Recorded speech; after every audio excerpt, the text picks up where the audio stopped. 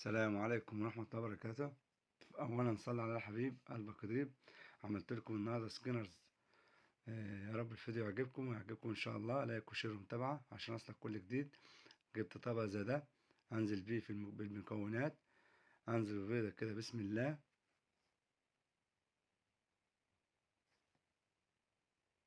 وظرف فانيليا،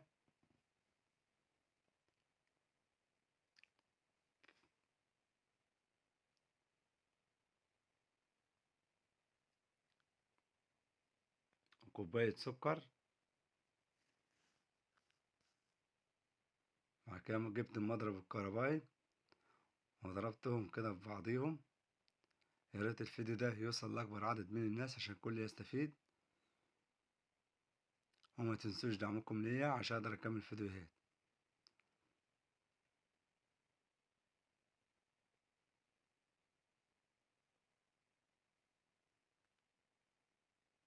بعد كده نزلت بنص كوباية زيت وهضربهم تاني بالمضرب.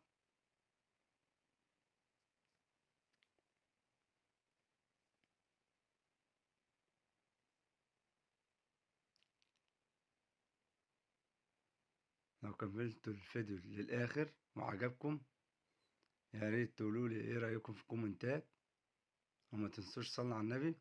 وبعد كده نزلت برشة ملح ومعلقة كاكاو خام، معلقة كبيرة.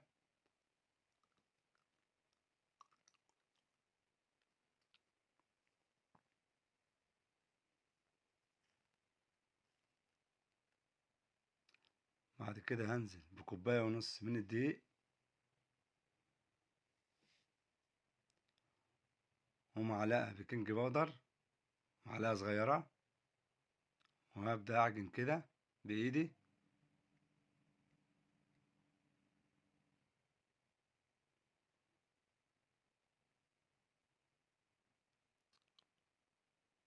بقت بالشكل ده.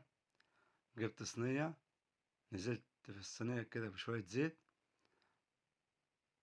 وأعملها بالفرشة. وبعد كده أحط فوقيها فوق الزيت كده ورقة زبدة. وبعد كده هنزل بالعجين. بعد ما فرط العجين أبدأ أدخلها الفرن من نص ساعة.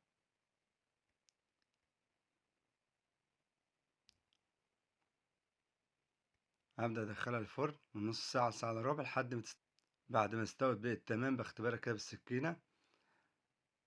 نزلت السكينة كده بعد ما السكينة ما طلعتش حاجة، بعد كده استوت بقت تمام. وبدأت أنزلها في الصينية كده وأقطعها كده بالطريقة دي. بعد كده نزلتها من الصينية كده حطيتها في الطبق وبدأت أقطعها كده قطع صغيرة. بعد ما قطعتها جبت شوية سوداني، طحنتهم شوية كده ونزلت كده من فوق في العجينة كده شوية. بعد كده جبت باكو شوكولاتة، سيحت على نار على بخار المية. بقت بالشكل ده، ورشيت فوق السوداني كده من فوق. وصلنا على الحبيب قلب القطيب وعلى الفن والشفا. مستني رأيكم في الكومنتات، وما تنسوش صلوا على النبي.